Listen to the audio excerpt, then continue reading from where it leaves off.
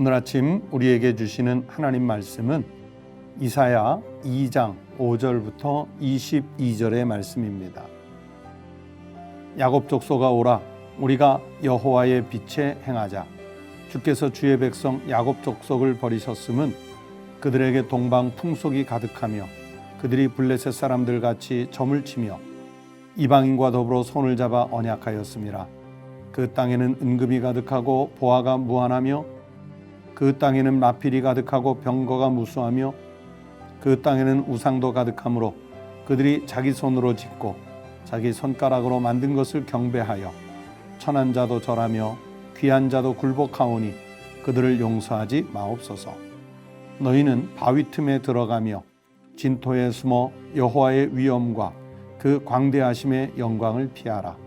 그날에 눈이 높은 자가 낮아지며 교만한 자가 굴복되고 여호와께서 홀로 높임을 받으시리라.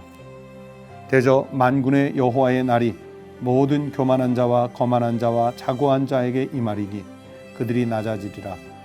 또 레바논의 높고 높은 모든 백향목과 바산의 모든 상수리 나무와 모든 높은 산과 모든 솟아오른 작은 언덕과 모든 높은 망대와 모든 견고한 성벽과 다시스의 모든 배와 모든 아름다운 조각물에 임하리니 그날에 자고한 자는 굴복되며 교만한 자는 낮아지고 여호와께서 홀로 높임을 받으실 것이요 우상들은 온전히 없어질 것이며 사람들이 암혈과 토굴로 들어가서 여호와께서 땅을 진동시키려고 일어나실 때에 그의 위엄과 그 광대하심의 영광을 피할 것이라.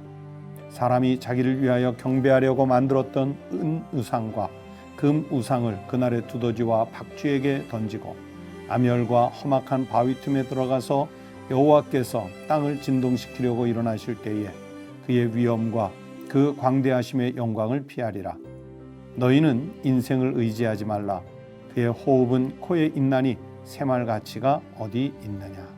오늘 아침 우리에게 주신 하나님의 말씀입니다. 성도 여러분, 오늘 하루도 하나님께서 친히 인도하시는 축복의 날이 되시기를 축원합니다. 어제 1장을 하면서 말씀을 드릴 때 1장부터 바로 직접적으로 남한국 유다의 죄악을 지적하기 시작했다. 그 말씀을 드리고 이사야를 시작했습니다.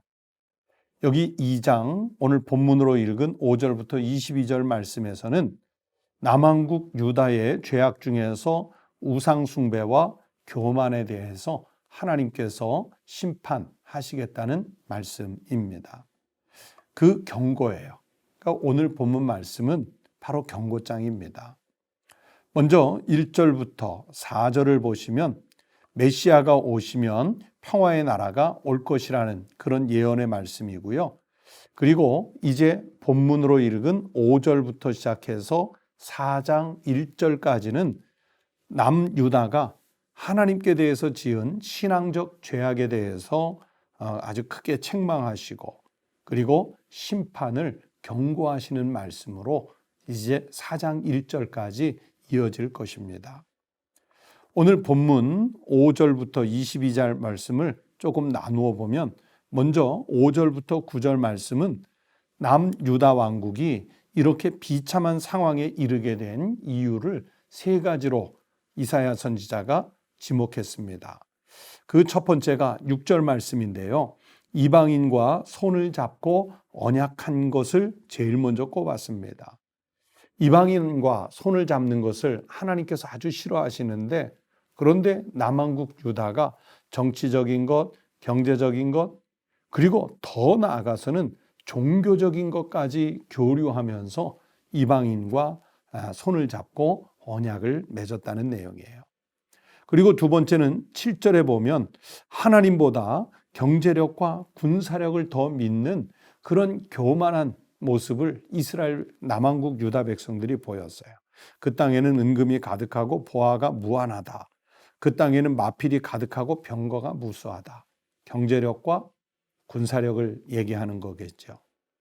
그리고 세 번째는 8절부터 9절인데 사람의 손으로 지은 우상을 하나님보다 더 신뢰하는 모습을 이 남한국 유다 사람들이 보였어요.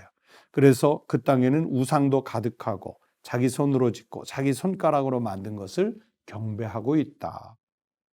그래서 그 앞에 누가 나와 절합니까? 천한 자도 절하고 귀한 자도 굴복하오니 이사야가 그러죠. 하나님, 그들을 용서하지 마옵소서. 이게 5절부터 9절까지의 말씀이에요. 두 번째 단락인 10절부터 22절까지는 그래서 그런 이스라엘 백성들의 비참한 죄의 원인들 때문에 여호와의 날이 오면 교만한 자, 우상 숭배자, 그들이 의지하던 세속적인 것들, 이런 것들을 다 하나님께서 심판하실 것이고 그들은 심판을 받을 것이라 하는 내용의 말씀을 이 뒷부분에서 주시고 있습니다. 그런데 하나님의 심판이 온다고 해서 과연 무조건 그냥 받고 다 죽어야 하는가? 꼭 그렇지는 않겠죠. 하나님은 심판 중에도 우리에게 피할 길을 내시는 자비의 하나님이십니다. 어떻게 이 심판을 피할 수 있을까요? 5절 말씀을 보세요. 야곱 족속아 오라 우리가 여호와의 빛에 행하자. 또 22절 말씀을 보세요. 너희는 인생을 의지하지 말라. 그의 호흡은 코에 있나니 새말가치가 어디 있느냐. 무슨 뜻의 말씀이겠습니까? 어디로 피하면 된다는 말씀이겠습니까? 하나님께로 와야 한다는 말씀입니다.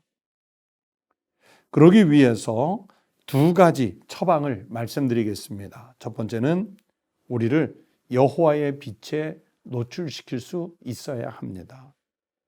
그래야 여러분 아무리 그 깊은 죄라도요 또는 은밀한 죄라도요 하나님의 빛에 노출시키면 다 드러나지 않습니까? 죄가 무엇인지를 알 수 있습니다. 그리고 어둠 가운데 가면 길을 헤맬 수밖에 없지만 빛이 노출되어 있는 곳에서는 길을 제대로 갈 수 있습니다. 요한복음 3장 21절에서 예수 그리스도께서 우리에게 친히 주신 말씀이 있습니다.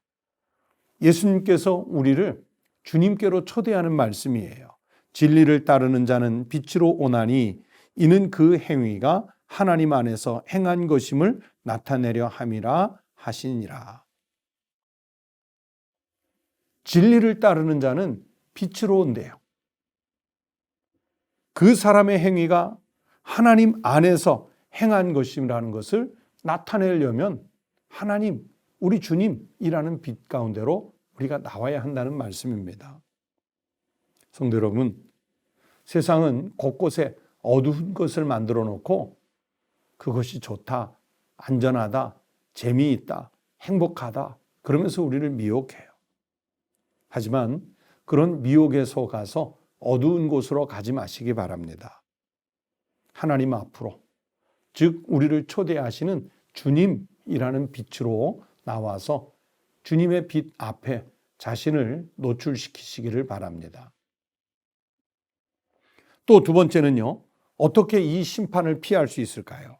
인생은 유한하다는 것을 잊지 않고 사는 것입니다. 조금 전에 읽어드렸던 22절에 너희는 인생을 의지하지 말라 그렇게 말씀하셨죠. 그러면서 중요한 말씀을 해요. 그의 호흡은 코에 있나니 새말 가치가 어디 있느냐. 너무 짧은 인생, 정말 가치를 논하기에 정말 무의미한 우리의 인생이라는 것을 말씀해요. 세상의 것에 의지하는 사람, 그거 참 어리석은 행위지요. 당장의 어떤 보호장치보다 인생의 궁극적인 문제, 생명의 문제를 해결할 길을 찾는 것이 지혜로운 사람 아니겠습니까? 고린도전서 1장 25절에서 사도 바울을 통해 하나님께서 말씀하셨습니다. 하나님의 어리석음이 사람보다 지혜롭고 하나님의 약하심이 사람보다 강하니라. 여러분, 세상에서 제일 강하다고 내세우는 사람이 있고 우리 주님이 십자가에 무기력하게 돌아가시는 것처럼 약한 모습을 보일 때가 있습니다. 눈으로 보이는 것은 세상 사람이 강해 보여요. 십자가에 달린 우리 주님 약해 보여요. 하지만 누가 더 강하겠습니까? 우리 주님의 약하심이 세상의 어떤 강함보다 훨씬 더 강합니다. 십자가에 달리신 우리 주님 어리석어 보이지요. 미련해 보이지요. 그러나 하나님의 어리석음이 세상의 그 어떤 지혜자의 지혜보다 훨씬 더 뛰어나신 것이 진리입니다. 그래서 하나님의 어리석음이 사람보다 지혜롭고 하나님의 약하심이 사람보다 강하다 말씀하셨어요. 그렇다면 우리가 무엇을 의지해야 할지 답이 너무 선명하게 나오지 않습니까? 바로 이 말씀이 답이에요. 하나님이 사람보다 지혜로우시고 사람보다 훨씬 더 강하시고 능력이 있으시다는 것, 이 단순한 진리를 아는 것이 바로 지혜지요. 이 지혜를 알고 믿는 사람이 생명을 얻는 것입니다. 비록 남한국 유다가 깊은 죄, 하나님께서 심판하실 죄악에 빠졌지만 하나님은 그들을 향해서 오라고, 여호와의 빛에 들어오라고 초대를 하십니다. 인생을 의지하지 말라고, 새말 가치도 없는 그 짧은 죽는 인생에 빠지지 말라고 말씀하십니다. 여러분은 어느 쪽 삶을 택해서 사시겠습니까? 우리를 초대하시는 주님 앞으로 나오시기 바랍니다. 70년, 80년, 90년, 100년의 짧은 생애 때문에 영생을 잃어버리는 우를 범하지 마시기 바랍니다. 주님 앞에 꼭 나오셔서 생명을 획득하는 믿음의 성도들이 되시기를 주의 이름으로 축원합니다. 기도하시겠습니다. 하나님 아버지, 남한국 유다 백성들이 자신들의 경제력과 군사력을 믿고 자신들이 소유하고 있는 세속적인 것들을 믿고 하나님 없이 살아도 되는 줄로 착각하고 살던 그 죄악을 범했는데, 오늘 물질 만능의 시대에, 황금 만능주의 시대에 혹여라도 우리가 하나님보다 세상적인 것 더 의지하고 살아가는 유다 백성들과 같은 모습은 아니었는지 우리의 삶을 돌아보게 하여 주시옵소서. 하나님께서는 남한국 유다 백성들을 빛 가운데로 초대하신 것처럼 오늘 우리도 초대하고 계시는데, 주께서 우리를 부르시는 그 음성에 하나님 저희들이 마음을 열고 귀를 기울여 나올 수 있게 하여 주시옵소서. 하나님 아버지, 또 하나님을 믿는 주의 백성답게 세상에 나아가 살 때에는 생명을 구원하는 전도자의 삶을 살게 하여 주시옵시고, 약한 자들에게는 하나님의 강함을 선포하고 하나님 없이 살아도 된다고 미련한 길을 가고 있는 사람들에게는 우리 하나님이 십자가를 통해 우리를 구원하신 지혜를 알려주는 복의 통로의 삶을 살아가게 하여 주시옵소서.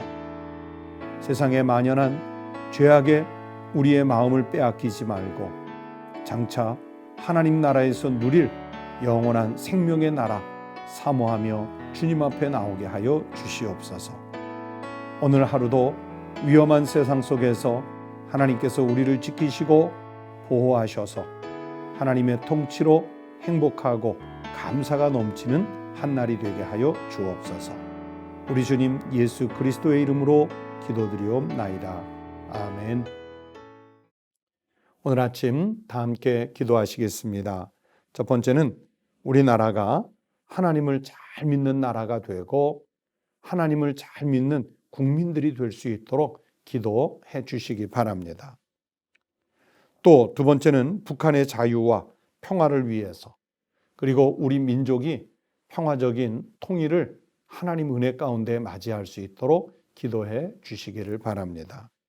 세 번째는 그리스도인으로서 나 자신이 하나님 앞에서 부끄럽지 않은 삶을 살도록 성결하고 청결한 삶을 살아가는 성도가 될 수 있도록 결단하는 기도를 드리십시다. 다 함께 기도하시겠습니다.